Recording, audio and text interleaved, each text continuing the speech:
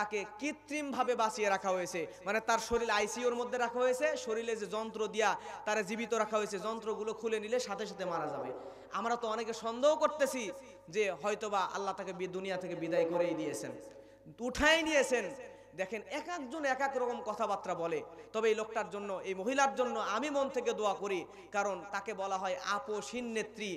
আর যে যাই হোক না কেন, এই মহিলা ইসলামকে ভালোবাসতে, জোরে বলেন আলহামদুলিল্লাহ।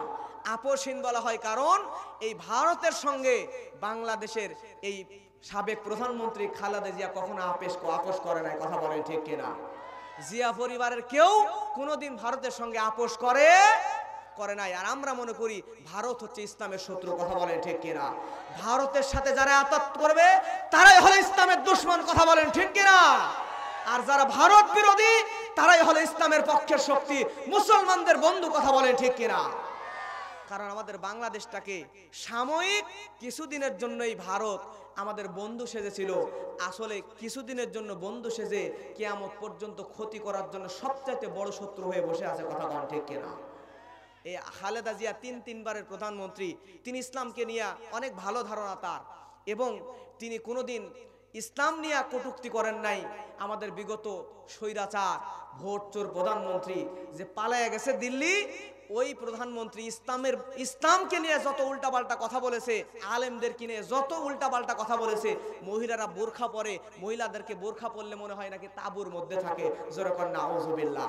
কিন্তু বেগম খালেদা জিয়া উনি আসলে ভদ্র সভ্য একটা পরিবারের সভ্য মহিলা, দেখলেই বোঝা যায় উনি কোনোদিন ইসলাম নিয়ে কটূক্তি করে নাই। এবং আল্লামা দেলোয়ার হোসেন সাইদি সাহেব সহ যত আলেম ওলামা ছিলেন সবাইকে সর্বোচ্চ পরিমাণে শ্রদ্ধা করতেন, সম্মান করতেন, জোরে বলেন আল্লাহু আকবার। এজন্য অনেকে তো বলছেন ডাক্তারদের কথা শুনে তিনি আর দুনিয়াতে নাই, মারা গেছে। তবে মারা যদি যেয়ে থাকে আমরা আল্লাহর কাছে দোয়া করব, আল্লাহ সুবহানাহু ওয়া তাআলা ওনাকে জান্নাতের মেহমান হিসেবে কবুল করুন, জোরে বলেন আমিন। আর যদি জীবিত থাকেন তাহলে বাংলাদেশের জন্য বর্তমান প্রেক্ষাপটে তাকে একটু সময়ের জন্য হলেও প্রয়োজন, কথা বলেন ঠিক কিনা? কারণ বিএনপির ভাইয়েরা থাকতে পারেন, রাগ করবেন না, জিয়াউর রহমানের সময়কার বিএনপি আর বর্তমান এই 2025 সালের বিএনপির পার্থক্য কিন্তু আকাশ আর পাতাল, জোরে বলেন ঠিক কিনা? এখন খালেদা জিয়াও যদি না থাকে তাহলে আমাদের মধ্যে আপনারা যারা আছেন এই এলাকার মানুষ আলহামদুলিল্লাহ ভালো, কিন্তু কিছু কিছু জেলায় এমন পরিস্থিতি যে বিএনপিকে কন্ট্রোল করা একদম কষ্টকর হয়ে যাবে, আওয়ামী লীগের চাইতে বেশি খারাপ পরিণতি হয়ে যাবে, পরে কথা বলেন ঠিক কিনা? এজন্য আল্লাহ তাদের মাথার উপর এই ছায়াটুকু রাখুক, যাতে তারা একটু সুন্দরভাবে সুশৃঙ্খলভাবে। আর আমি বলি যে বাংলাদেশ শুধু জামাত বিএনপি এই সেই এগুলো গন্ডগোল না করে সব দল এক জায়গায় আসুক, এই কোরআনকে ভালোবাসুক, কোরআন যাতে, কোরআনের আইনটা যাতে সংসদে পাস করতে পারে, কোরআন দিয়ে দেশ চলে। এজন্য সব দল এক হয়ে, আগের মতো দলাদলি বিভক্তি আমরা চাই না, আমরা চাই সব দল এক হয়ে এই দেশটাকে সুন্দর উন্নত ইসলামিক মডেল একটা রাষ্ট্র হিসেবে তৈরি করুক, কথা বলেন ঠিক কিনা? আমরা চাই না ভাইয়ে ভাইয়ে গন্ডগোল করুক, মারামারি করুক, কাটাকাটি করুক, হানাহানি করুক, সুষ্ঠুভাবে একটা নির্বাচন হোক, সবাই মিলেমিশে সুন্দরভাবে এই দেশটাকে পরিচালনা করুক, কথা বলেন ঠিক কিনা? আল্লাহ এই বাংলাদেশটাকে সুন্দরভাবে পরিচালনা করার তৌফিক দান করুক, জোরে করে আমিন। আমার ভাইয়েরা লক্ষ্য করেন, ওই কাফেররা অপপ্রচার শুরু করে দিল আল্লাহর হাবিব সাল্লাল্লাহু আলাইহি ওয়াসাল্লামের বিরুদ্ধে, যে মুহাম্মদ মারা যাওয়ার সঙ্গে সঙ্গে তার নাম নেওয়ার মতো কেউ থাকবে না। এবার এখানে আপনাদের মধ্যে ইব্রাহিম নামের কেউ আছে নাকি? একটু হাত তোলেন। আছেন? ইব্রাহিম নামে কেউ আছেন? এই তো আলহামদুলিল্লাহ। মুসা নামের কেউ আছেন? আলহামদুলিল্লাহ। আমাদের সবার নামের শুরুতেই মোহাম্মদ আছে না নাই? আমার ভাইয়েরা, কাসির কাসরা কাউসার দিয়ে নবীকে আল্লাহ জানায় দিচ্ছেন, নবী আপনি জেনে নেন আমি আল্লাহ আপনাকে অনেক অনেক অনেক অনেক দিলাম। তার মানে হলো ওই কাফেররা বলে আপনি নবী মারা যাওয়ার পরে আপনার নাম নেওয়ার মতো দুনিয়াতে কেউ থাকবে না। অথচ মুসলমানেরা লক্ষ্য করেন, ওই ফেরাউন দুনিয়াতে নাই, ফেরাউন নামের দুনিয়াতে একজনও নাই, কথা কোন ঠিক কিনা? ফেরাউন নাই, নমরুদ নাই, আবু জেহেল নাই, আবু লাহাব নাই, কিন্তু এই সমাজের মধ্যে ইব্রাহিমরা আছে, মুসারা আছে, মুহাম্মদরা আছে। কিয়ামত পর্যন্ত মুহাম্মদ নবীর উম্মত থাকবেই থাকবেই থাকবে। ওই আবু জেহেল, আবু লাহাব, নমরুদ, ফেরাউন রাই থাকবে না, কথা কোন ঠিক কিনা? অপপ্রচারের জবাব আল্লাহ দিয়ে দিলেন নবী। তার মানে তারা বলছে আপনার বংশে বাতি দেওয়ার মতো কেউ থাকবে না। ইসলাম উঠে যাবে, কিন্তু যারা এ কথা বলছে তারাই দুনিয়া থেকে উঠে যাবে, তারা ইতিহাসের একদম আস্থা করে নিক্ষিপ্ত হয়েছে। আজকে আবু জেহেল নাই, আবু লাহাব নাই, উতবা সাইবা নাই, ফেরাউন নাই, নমরুদ নাই, কিন্তু মুহাম্মদ নবীর উম্মত এই জায়গায় হাজার হাজার জোরে কোন আছে না নাই? সারা দুনিয়াতে প্রায় 200 কোটি মুহাম্মদ সাল্লাল্লাহু আলাইহি সাল্লামের উম্মত মুসলমানই আছে, জোরে বলেন আল্লাহু আকবার। 2 নম্বর জবাব আল্লাহ দিয়ে দিলেন। 3 নম্বর সমস্যা হলো ওই সাহাবী যারা নবীর উপর কালেমা পড়েছিল, ঈমান আনয়ন করেছিল, ওই সাহাবীদেরকে চরম নির্যাতন করা শুরু হলো, জোরে বলেন আল্লাহু আকবার। কাফেরের নবীদের উপর, নবীর সাহাবীদের উপরে চরম নির্যাতন করা শুরু করে দিল। আল্লাহ রাব্বুল আলামিন কোরআন আয়াত দিয়ে জানিয়ে দিচ্ছেন, ইন্নাল্লাযীনা ফাতানুল মুমিনিনা ওয়াল মুমিনাতি সুম্মা লাম ইয়াতুবু ফালাহুম আযাবু জাহান্নাম ওয়া লাহুম আযাবুল হারিক। জোরে বলেন আল্লাহু আকবার। আল্লাহ রাব্বুল আলামিন জানিয়ে দিচ্ছেন, যেই সমস্ত কাফেরেরা মুমিন নর নারীকে, ইমানদার নর নারী, ইমানদার পুরুষ নারীকে বিপদপন্ন করেছিল, কষ্ট দিয়েছিল, আঘাত করেছিল, নির্যাতন করেছিল, তাদের জন্য আমি আল্লাহ জাহান্নামের ভয়ানক শাস্তি, আযাব রেখে দিয়েছি। জোরে বলেন আল্লাহু আকবার। ওই কাফেরেরা হযরতে বেলালকে ধরে নিয়ে গেল। নবীজি কেন চোখে পানি দেখেন? কষ্ট হয় আপনাদের? আরেকবার তাকবীর দেন তো, অল্প সময়ের মধ্যে শেষ করে দেব। তোলেন, হাত তোলেন, তোলেন, তোলেন, 15-20 মিনিটের মধ্যে শেষ ইনশাআল্লাহ। লিল্লাহি তাকবীর, নারায়ে তাকবীর। আমার ভাইয়েরা লক্ষ্য করেন, কেন নবীজির চোখে পানি? নবীজির সাহাবী হযরতে বেলাল, এই বেলাল রাদিয়াল্লাহু তাআলা আনহুকে ধরে নিয়ে যাওয়া হয়েছে মরুভূমির উত্তপ্ত বালির উপরে। যেই বালির উপরে এক কেটলি চা যদি রেখে দেন তাহলে চা উত্তপ্ত হয়ে যাবে। আপনি দুধ রেখে দিলে দুধ উতলানো শুরু করে দিবে, এত গরম, এত উত্তপ্ত বালি। ওই বালির মধ্যে হযরতে বেলালকে নিয়ে শোয়া দেওয়া হয়েছে।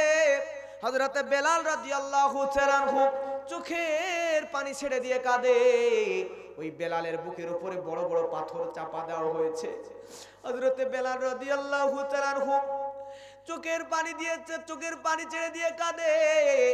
কাফেররা বেলালকে, বেলালের মালিক বেলালকে বলো, ও বেলাল তুমি ইসলাম ছেড়ে দিবা কিনা বলো। ইসলাম ছেড়ে দিলে তুমি বেলালকে আমরা আর আঘাত করব না, তোমারে ছেড়ে দিব। কিন্তু বেলাল শুধু আহাদ আহাদ আহাদ বলে, জোরে বলে আল্লাহু আকবার।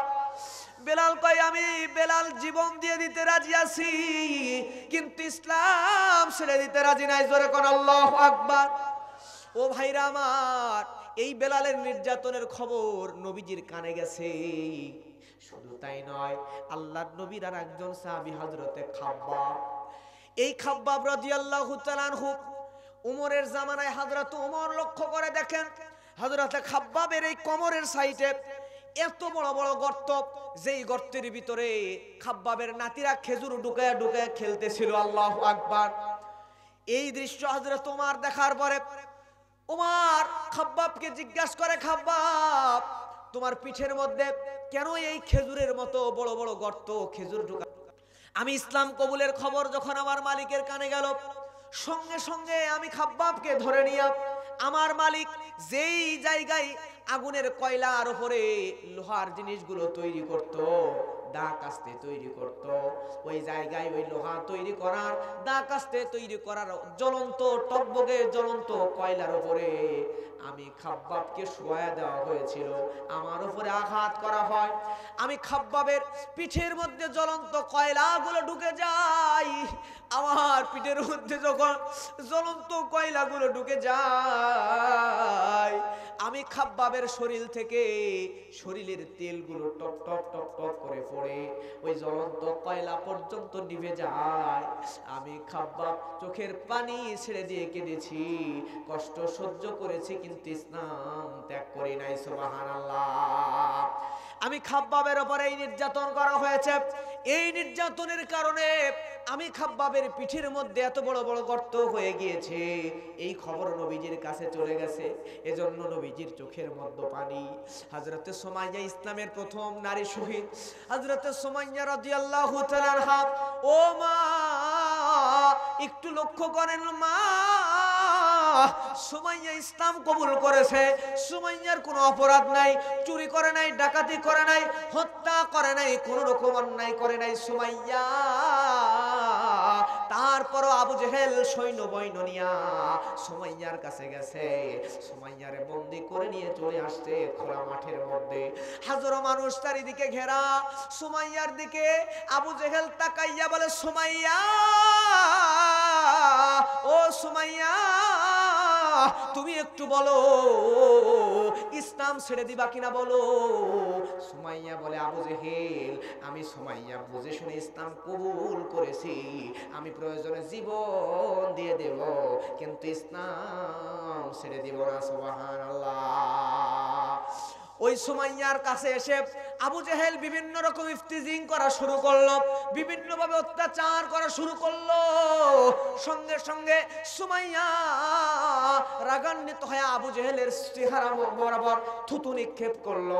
আবু জেহেল রাগান্বিত হয়ে গেল, দূর থেকে বল্লম নিয়ে আসলো। আসার পরে সুমাইয়ার বুকে নয়, পিঠে নয়, মাথায় নয়, লজ্জাস্থান বরাবর এমন ভাবে বল্লম নিক্ষেপ করলো, সুমাইয়া লজ্জাস্থান দিয়ে রক্ত পড়তে পড়তে সুমাইয়া শহীদ হয়ে যাবে, মৃত্যুর কাছাকাছি চলে এসেছে। আবু জেহেল লক্ষ্য করে দেখে, কাফেরেরা লক্ষ্য করে দেখে যে সুমাইয়া লজ্জাস্থানে বল্লম মারার কারণে সুমাইয়া কিছুক্ষণের মধ্যে মারা যাবে রক্তক্ষরণ হইতে হইতে। ওই সুমাইয়ার কান্না করার কথা, কিন্তু ওই সুমাইয়া মৃত্যুর আগে মুখের মধ্যে কেন জানি মায়াবী হাসি। জোরে কোন আল্লাহু আকবার। সুমাইয়ার বলে, সুমাইয়া, তোমার চোখে পানি, মুখে কেন হাসি? সুমাইয়া বলে, আবু জেহেল্লা, তোমরা যে আমারে হত্যা করবা, আমারে তোমরা মেরে ফেলবা, কিন্তু জেনে নাও তুমি আমারে মেরে ফেললো। আমি হাসতেছি কারণ হলো, আমি হাসার কারণ হলো আমার আল্লাহ রাব্বুল আলামিন যে ইসলাম আমারে দিয়েছেন, যে ইসলামের জন্য আমি হাসি মুখে শহীদ হওয়াটাকে বেছে নিলাম, আমার আল্লাহ আমারে পুরস্কার হিসেবে আমি সুমাইয়ার জন্য ওই আল্লাহ জান্নাত রেডি করে রাখছে। সুবহানাল্লাহ। সুমাইয়ারে শহীদ করে দেওয়া হলো। খবরটাও নবীর কানে গেল। নবীজির মনের মধ্যে কষ্ট, চোখের মধ্যে পানি, বুক ভরা বেদনা নিয়ে নবীজি কাবার হাতিমের মধ্যে পিঠটা লাগায়া শোয়া আছে। এমন সময়ও চাঁপাইনবাবগঞ্জের কোরআন পাগল মুসলমানের রক্ষা করেন। নবীজির কাছে খবর গেল আম্মার বিন ইয়াসির কেউ ধরে নিয়ে যাওয়া হয়েছে। দূরে যাওয়ার পরে বলা হয়েছে, ও আম্মার বিন ইয়াসির, তুমি একটু বলো তুমি কি ইসলাম ছেড়ে দিবা নাকি বলো। সঙ্গে সঙ্গে আম্মার বিন ইয়াসির বলে, আমি ইসলাম ছেড়ে দিব না। সঙ্গে সঙ্গে তার দুইটা পা দুই দিকে বাঁধা হলো। ডান পাটা একটা উটের সঙ্গে বেঁধে দেওয়া হলো, বাম পাটা আর একটা উটের সঙ্গে বেঁধে দেওয়া হলো। বেঁধে দেওয়ার পরে শেষবারের মতো বলা হলো, তুমি ইসলাম ছেড়ে দিবা নাকি বলো। সঙ্গে সঙ্গে আম্মার বিন ইয়াসির বলছে, আমি ইসলাম ছেড়ে দিব না। এরপরে কাফেরেরা রাগান্বিত হয়ে গেল। কাফেরেরা এবার ওই উটের শরীরে আঘাত করা শুরু করলো। দুই উটের শরীরের মধ্যে জোরে জোরে যখন আঘাত দেই, জোরে জোরে যখন বাড়ি দেই, দুইটা উট দুই দিকে দৌড় দিয়ে দিল। এমন জোরে দৌড় দিছে, নবীর এই সাহাবীর দুই পা দুই দিকে যাইয়া মাঝখান দিয়া চিরা দুই ভাগ হয়ে গেছে। জোরে কোন আল্লাহু আকবার। তারপর ইসলাম ছেড়ে দেয় নাই। আল্লাহ রাব্বুল আলামিনের কাছে নবী কাঁদতেছে, চোখের মধ্যে পানি। আল্লাহ রাব্বুল আলামিন কাউসার দিয়ে জানায়া দেয়, ইন্না আ'তাইনা, বলেন না ইন্না আ'তাইনা কাল কাউসার। নবী, আমি আপনারে কাউসার দিলাম, অনেক অনেক দিলাম, অনেক বেশি দিলাম। আপনার সাহাবী ওই বেলালকে আঘাত করলো, সুমাইয়ারে শহীদ করলো, খাব্বাবকে আঘাত করলো, যন্ত্রণা দিল, আম্মার বিন ইয়াসিরকে শহীদ করে দিল। নবী, আপনি চিন্তা করবেন না, আপনি টেনশন করবেন না। কারণ হলো এই কয়েকজন সাহাবীর রক্তের বিনিময়ে দুনিয়াতে আমরা যখন বিল্ডিং বানাই, বাড়ি বানাই, বাড়ি বানানোর জন্য মাটির নিচে ভিত্তি স্থাপন করতে হয়। কথা কোন ঠিক কিনা? নিচের ভিত্তি যত মজবুত হয়, উপরে বিল্ডিং কিন্তু তত তলা করা যায়। কথা কোন ঠিক কিনা? আল্লাহ জানায় দেয়, নবী, দুনিয়াতে বিল্ডিং করার জন্য নিচের ভিত্তি মজবুত করতে হয়। ঠিক তেমন করে আমি আল্লাহ আপনার ইসলামের ভিত্তি মজবুত করার জন্য আপনার ইসলামের বিল্ডিংকে মজবুত করার জন্য আম্মারের রক্ত নিলাম, সুমাইয়ার রক্ত নিলাম, বেলালের রক্ত নিলাম, খাব্বাব খোবাইবের রক্ত নিলাম। নেওয়ার পরে এমন ইসলাম আমি আল্লাহ আপনি নবীরে উপহার দেব, যে ইসলাম এই ভিত্তির উপরে স্থাপন করবে বিল্ডিং, যে ইসলামের বিল্ডিং দুনিয়াতে, সমস্ত দুনিয়াতে যতই সাইক্লোন হোক, ভূমিকম্প হোক, সিডর হোক, আপনার ইসলামের বিল্ডিংকে নড়ায়া নড়ায়া ফেলা যাবে না। জোরে বলেন আল্লাহু আকবার, আর জোরে বলেন আল্লাহু আকবার। যারা শহীদ হয়ে গেল তাদের কি কষ্ট আছে নাকি? জোরে বলেন আছে নাকি?